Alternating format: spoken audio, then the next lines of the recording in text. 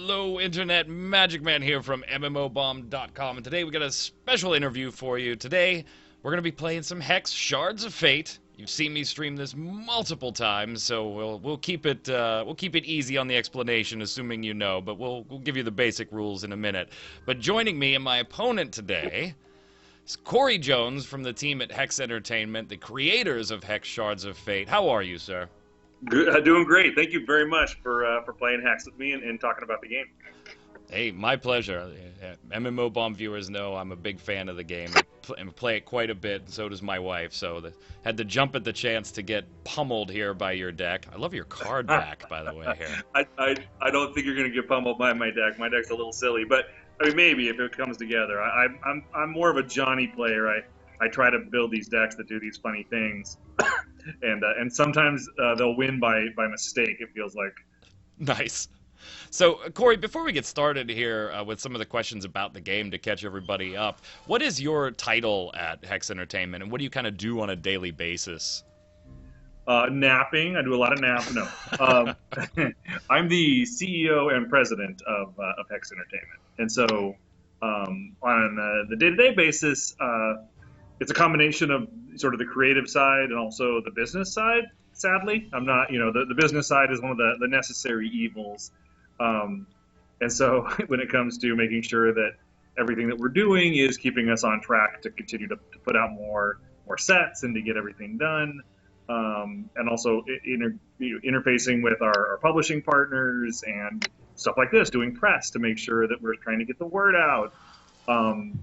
Those are sort of the things that I do on a day-to-day basis. The other side of it is the creative, where I'll be part of the process of coming up with all of the thematics, or sitting in design meetings and being part of mapping out sort of the future of what both the the competitive card game side of it is, and also for what we're calling the campaign, which is going to be that PvE side of it.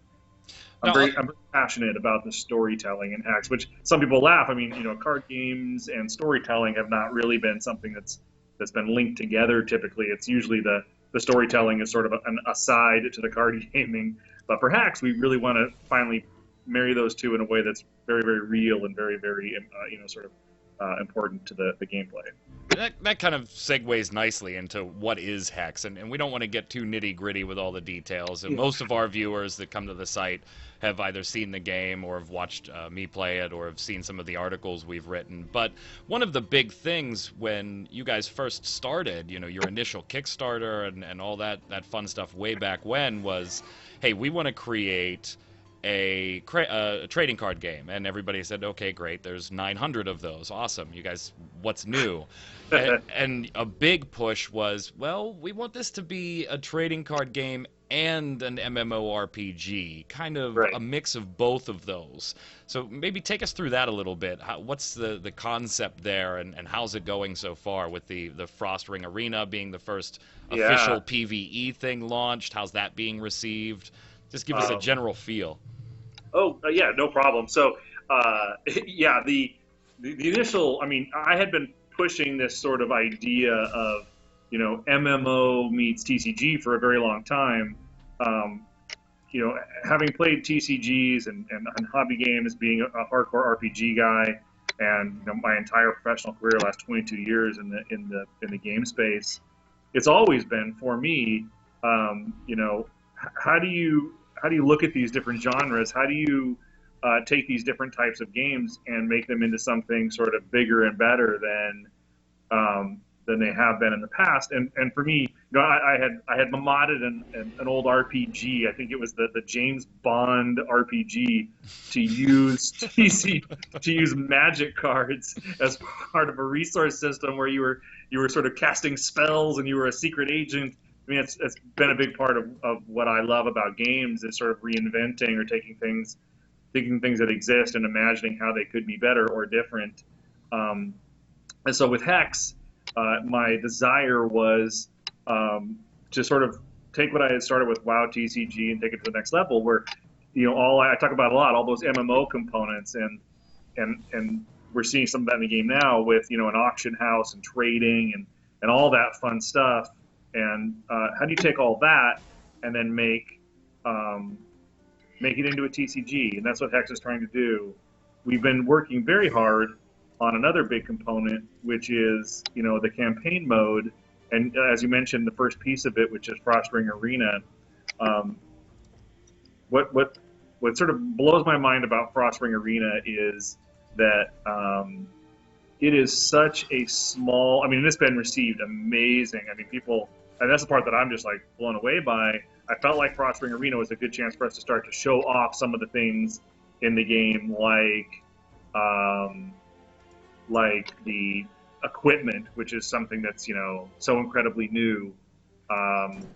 It was a good chance for us to show off how the AI is going to start to work. And again, that's something that's definitely a work in progress. But what I didn't feel like it was really doing is doing much of the storytelling, which is something that's very important to us. And it certainly doesn't show off, sort of character advancement, which is also going to be a big part of the game. So I'm shocked at how sort of excited people are by the arena, and I'm happy because as we have been working very hard, and we've been doing it now for quite a while, on what's going to be the campaign piece of it, which we've sort of gone back to feeling a little bit more like a traditional RPG with picking your class, your race, traditional character leveling, all those things that you would expect. People are going to lose their minds when they get a chance to finally see. I mean, the whole team, and Ben Stoll is leading right now in terms of a lot of the design work. The talent system that we've outlined, that we're now working on, is so incredible. I feel like it's one of the most, again, I look at things through a very TCG lens, because that's what I'm into, but I look at it just in general, and then also as a lover of TCGs, and the talent system is so amazing. People are going to lose their minds, and I'm super excited to finally have it out there and have people get a chance to see it. And it's also got aspects of MMOs as far as gemming and socketing on certain cards, gear on your heroes. I mean, there's an awful lot of it's. There's not just get the best deck you can, build it, and go at it PvP or PvE. There are those additional elements too. Like we happen to be playing two people that aren't wearing any gear at the moment, as far as our heroes go. The gear is for the PvE. The PvE content. We talked about it. We're going to put in, this component where you actually get to do a PvE champion versus PvE champion, which will be pretty fun. Now, so kind of give us the 30,000-foot overview. I mean, there's obvious comparisons to other games here, particularly, and you had mentioned earlier, Magic, and I'm not going to ask you to comment on ongoing legal issues right there, because that's still open and pending. But when people look at this and say, well, this is similar to Magic, or similar to this, or similar to this, besides the PvE aspect, just the gameplay itself, the cards and the turns, what really makes Hex different from some of those other things already on the market? Hex, the funny thing about all of that is how it's pretty frustrating in that we pay a huge price to be innovating. I mean, the things that you talked about earlier, whether it's socketing cards that more permanence in terms of effects. I mean, there are so many things that we've done. We made this decision early on about having the game be digital only, and that allowed us to have this incredibly wide canvas. That guy's big. This incredibly wide canvas. I had to. Right. In terms of what we could do. And so every design decision goes through that lens of, you're able to sort of morph and change the cards and have them be permanently changed for the length of the game. That's a big one. Yeah. So the differences are pretty huge when it comes to not only how the game plays out, whether it's having a champion, having a resource system that is a little more forgiving in terms of playing a multiple sort of resource type deck, but beyond that there is so many things we're doing on that campaign side, that PvE side, where the player is going to have their stronghold, or we call it the keep in the past, where you're leveling up your account, you're leveling up a character, you're using equipment, you have mercenaries, you're going to go explore a world, there's going to be these dungeons where you're actually able to unlock more content, and there's all this storytelling. We're doing something, and this is one of the things that I think I'm probably most excited about, is that at some point, we're going to get, I think, this thing occurring where people are going to be like, man, you have got to try Hex. There has really never been anything like it. It's pretty remarkable. And, as I said, it's very frustrating to be going through what we're going through right now, because I'm paying such a heavy price for innovating. I have, a dozen designers. I have, I think we're up to like 15 engineers at this point, all of, them working very hard and struggling at times to overcome some pretty big challenges to create the game that we all envisioned. And it would be super easy to make this game if it were just, a straight card game. But we're doing so much more, and that makes me very happy. But also, it's very, very difficult. So yeah, it's a very different type of game, and I'm very proud of what we've accomplished so far. We've got a long way to go, but I think in the end, what we create with Hex will be sort of unlike anything that's ever been done. I guarantee it. Now, one of the things you had mentioned in there was the idea of a big team, and it's getting bigger as the project goes on. Yes. So obviously, it's not a charity. Hex and HEX Entertainment are looking at it as a business and making money and paying people. And we all, as gamers, understand you can't do this stuff for free. But yeah. I want to talk a little bit about the way the game is monetized. Initially, when somebody jumps in, they're going to be given the choice of a starter deck that they can play with. And to be honest, the starter decks are enough to get you through a good portion of the Frost Ring Arena. I mean, I was able to play with no modifications. It didn't feel like I didn't have a right to be there with just the starting deck, which I think is extremely fair. Yeah.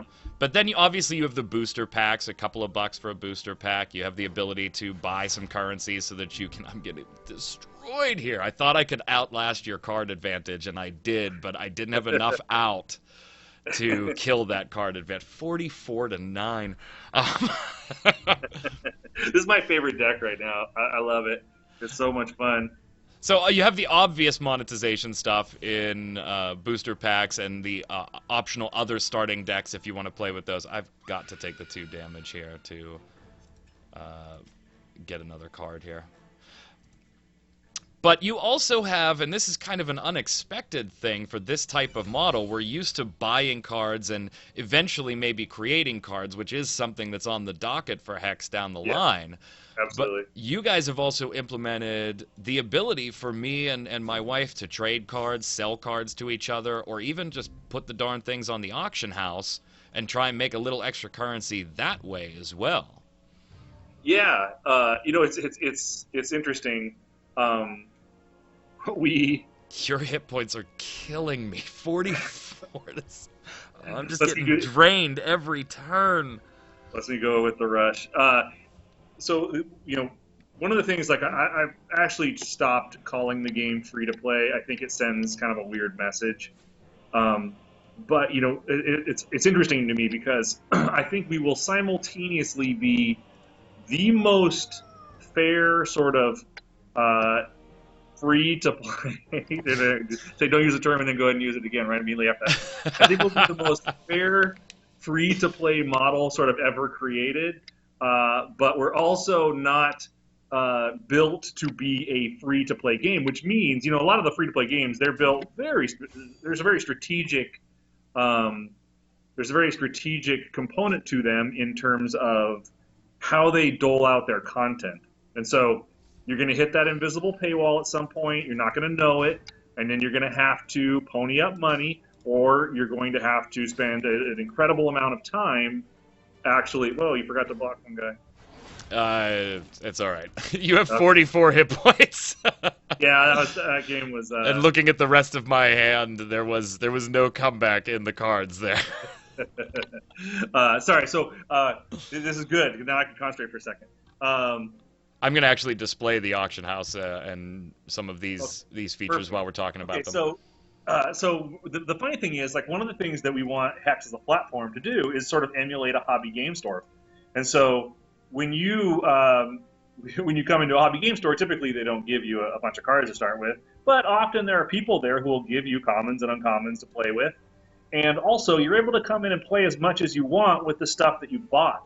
And so, a lot of free-to-play models is more about limiting your access to the game, not only in terms of content, but how much time you can spend inside of it with, some sort of, paywall. Hex, the whole goal was to say, listen, if you want to come in, and really, the way our free-to-play is really sort of a demo. You can come in and we'll give you a deck, and you can, like you said, you could play the Frostring Arena, and you can earn a bunch of cards, and you can actually use those cards and equipment in the auction house to get some of the different currencies, either platinum or gold, and use those to get more cards.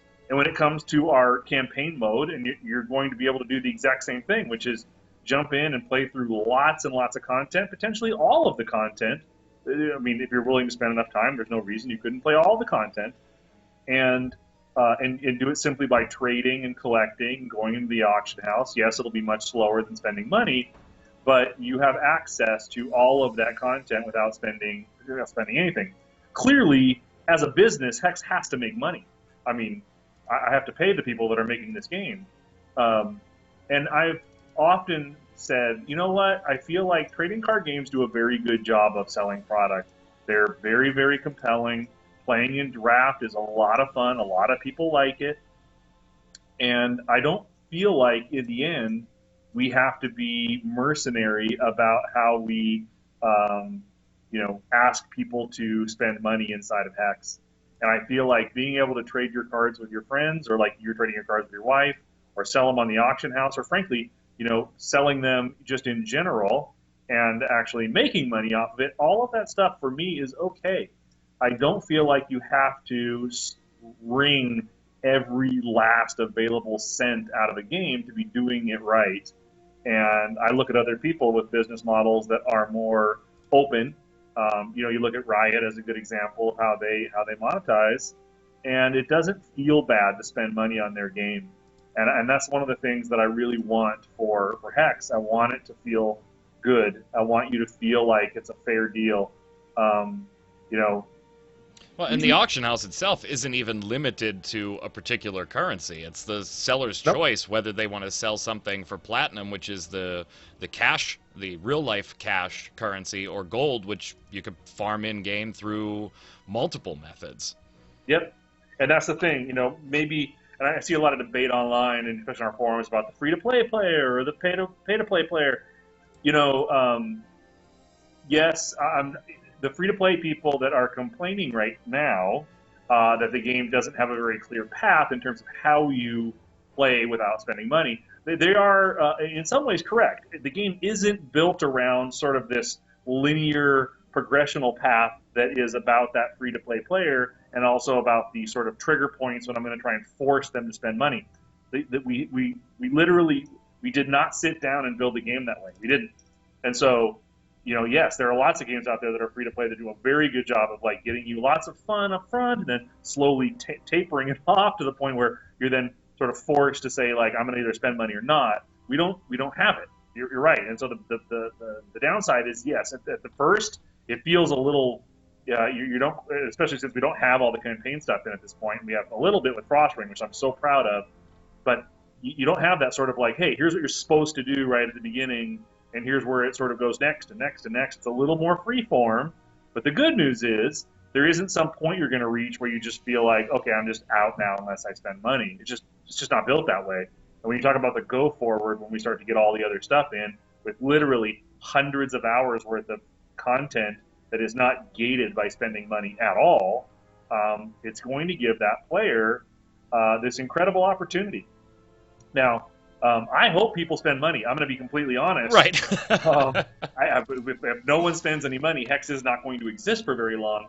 But I feel pretty confident that once people start to see how much value there is in the experience and how much, how much we've given them just sort of up front to make sure that they are in love before they spend $1, I feel like most people are going to be like, you know what, this is cool, and sort of, get into it in a real way. So that's sort of where we are right now. It's really not a free-to-play game. I feel like a free-to-play game is a game that is specifically designed to start you off spending no money and then very scientifically ramp you into someone who spends money. We are more like an open platform where we'll give you some free stuff at the beginning to sort of demo it, and then you can come in and just sort of make your own way. And if that means spending no money and using the auction house or grinding in the arena or whatever else, then God bless. But it's just not built to be this very slick sort of trajectory free to play game. Yeah, and I mean, from my own personal experience, I can tell you, I had a little bit of a benefit being one of the early founders in that I got platinum, obviously, so I was able to buy some booster packs off of the bat. But even at that, with one starter deck and a handful of booster packs, I don't think I actually put more money into cash money into buying cards until literally months after. Yeah. I mean, I didn't feel like there was, oh my God, I have to. I'm getting swamped by everybody I play. The new PvE content, I can't even beat the first character, let alone progress through these 25 characters at all. So I do have to give it much credit there. All the money that I have spent personally, and I wish MMO Bomb paid for them, but no, it's my own personal wallet.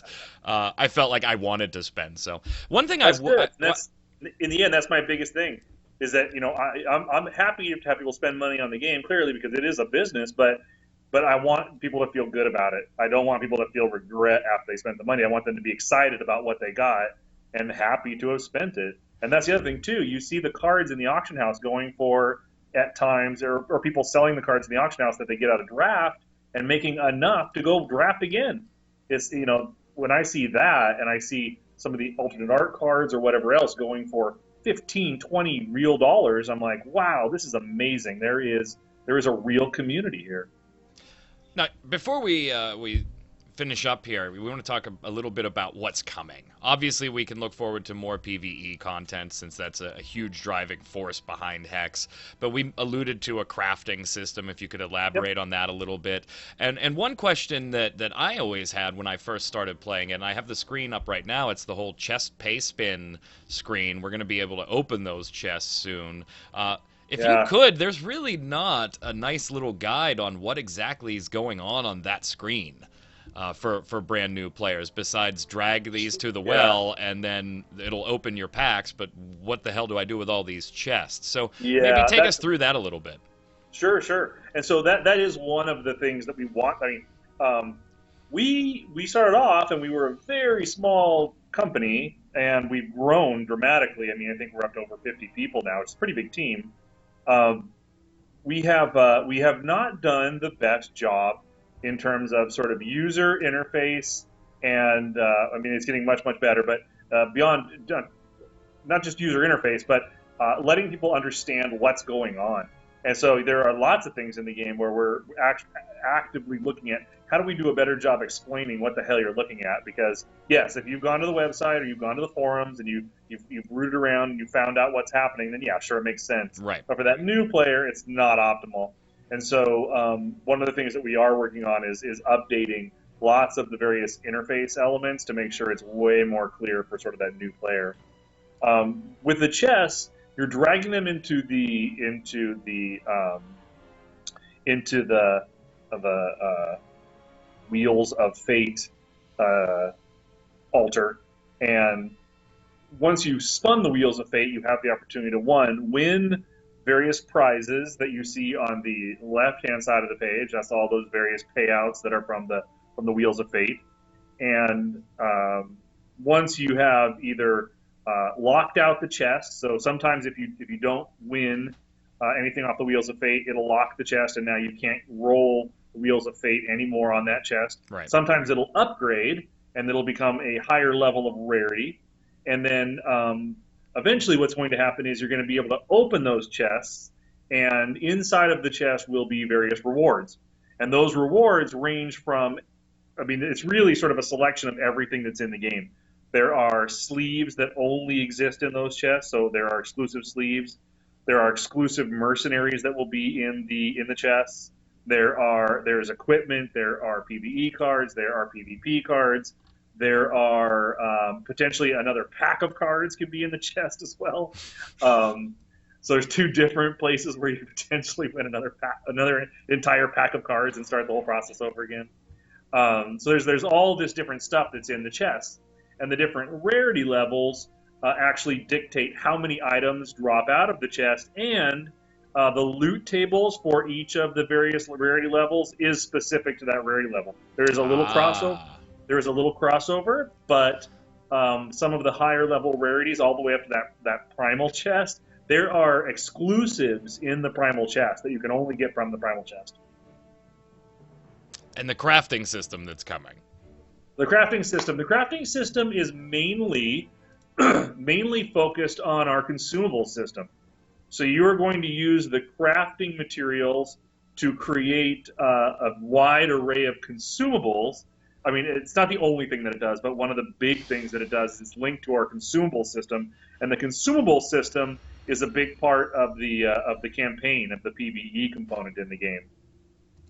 There will also be some other things that we're working through in terms of crafting.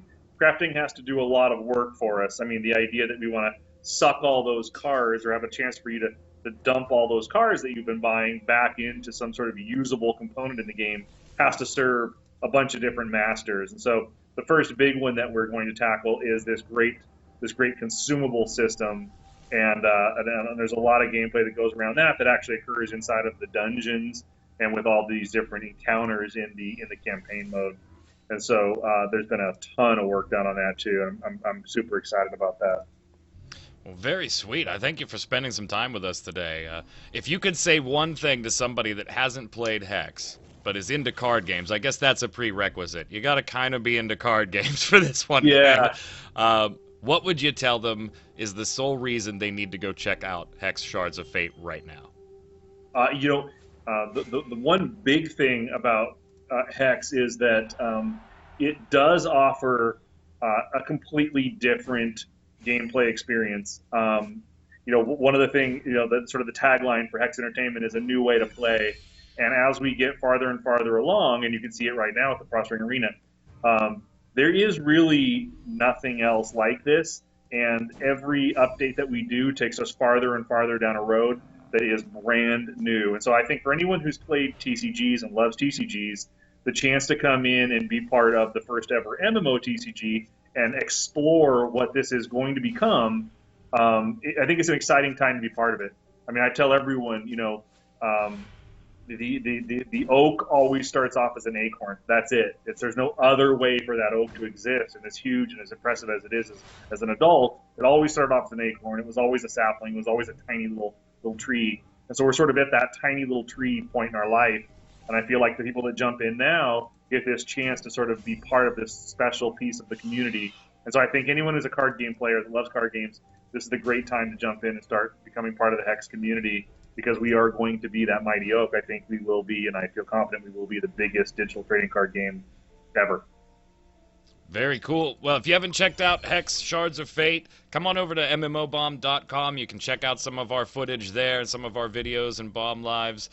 Check out a game or two and the Frost Ring Arena, obviously. Cory, thank you so much for joining us. President from HEX Entertainment. Until next time, gang, this is Magic Man saying stay safe, and we'll see you on the servers.